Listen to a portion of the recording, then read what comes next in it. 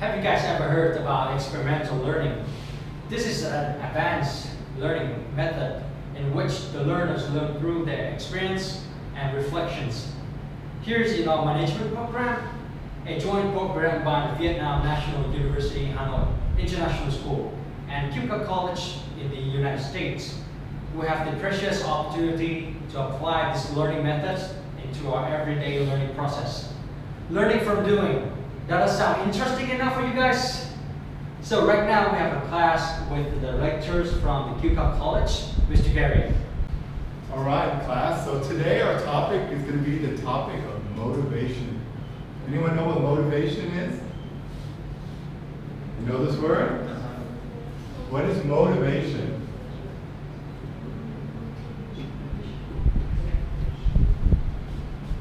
And what does that mean? Why do you come to school? Somebody answer that. Truthfully. Not sarcastically, but honestly, why does a student come to school, college? To get a job. Okay, because you want to get a job, right? Okay, excellent. Why do you want to get a job? Make money. Okay, good. And why do you want to make money? Okay, but what do you do with the money? Pay bills. Okay, pay bills, survive, right? Maybe get some things you like. And why do you want to get a good job?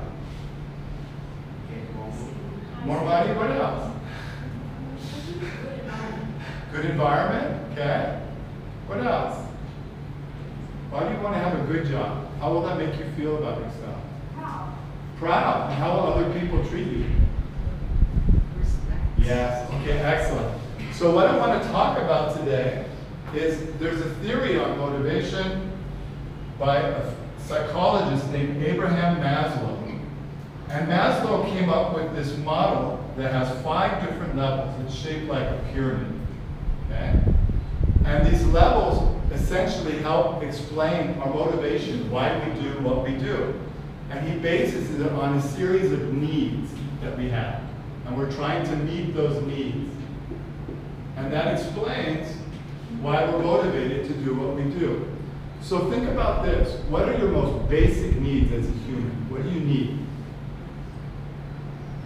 Eating, sleeping. Okay, eating, sleeping. Okay, great. What else?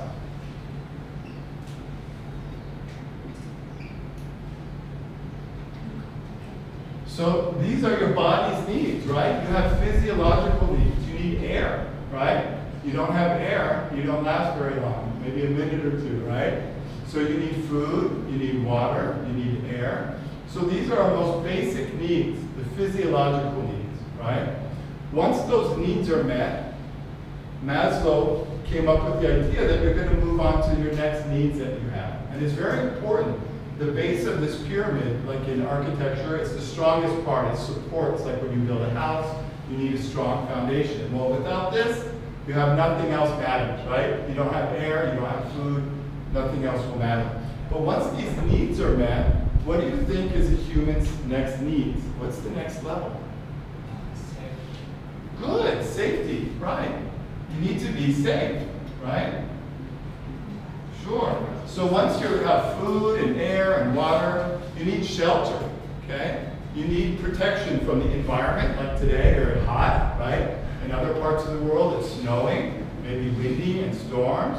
Maybe protection from predators. Animals can attack you, or insects that are poisonous, maybe other people, right?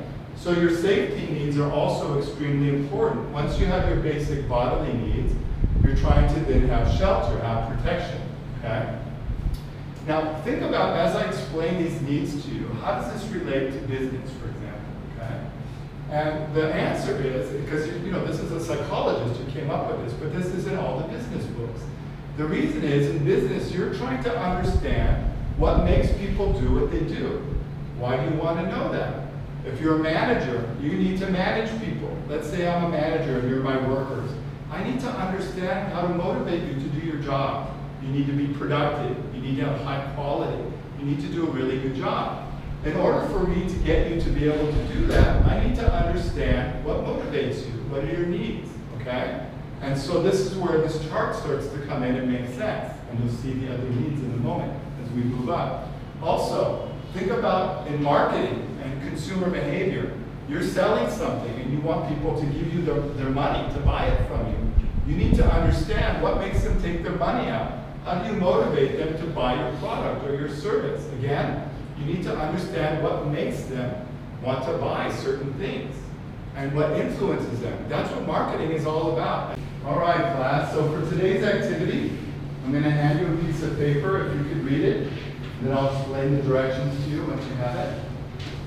This is a group activity, so if you can sit with a few people around you, I think the smallest group should be 3, and the number could be 3 or 4, that's fine. I think no bigger than 4. And it's an interesting activity. You're going to imagine that you are working for NASA, and the situation is that your spaceship has crash landed on the dark side of the moon. And you're scheduled to rendezvous to meet up with the mothership, but it's 200 miles away on the lighted side of the moon.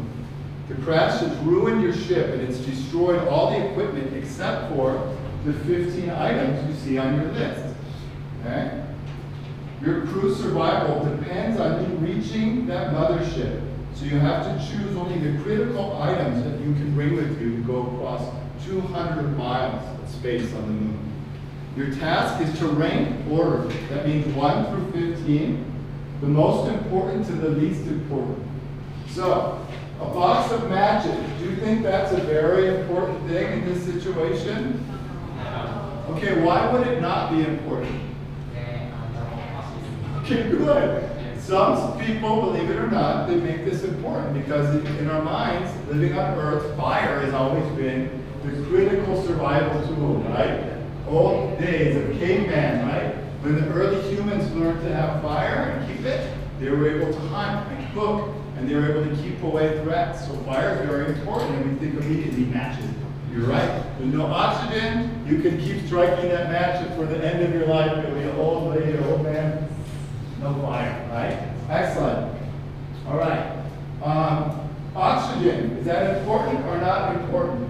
Yes, very. Oh, and why? Yeah, right? Remember we talked about Maslow's hierarchy of needs. We need oxygen. You're not going to last 2 minutes past this activity in real life having no oxygen. So hopefully you guys put oxygen high up. What about water? Is that important or not important in this situation? Okay, right. Obvious one. You need water, and you need air, and you need maybe food is going to be one on your list. Basic needs. Without those, you're not going to get the 200 miles, perhaps. So when you're on the moon, you're exposed to a tremendous amount of dangerous ultraviolet light and other things. So that silk canopy, now it makes sense. It's very thin. It's definitely not a warming thing, but it can help block out that dangerous light. So it can protect you from solar radiation, right? So again, these are some of the types of ideas that we're looking at through here. And again, it's fascinating to think about these things and what you would do. And it's really challenging because your common sense being on Earth isn't really going to apply on the moon. So this is where it's so great to have diverse opinions on your team, and also somebody who's willing to really voice, and other people willing to say, maybe that's good, that's not going to change your mind. There's a lot of group dynamics involved. So I hope you enjoyed the activity. And think about the lessons that you can learn from this. I think it's really fun on a lot of levels.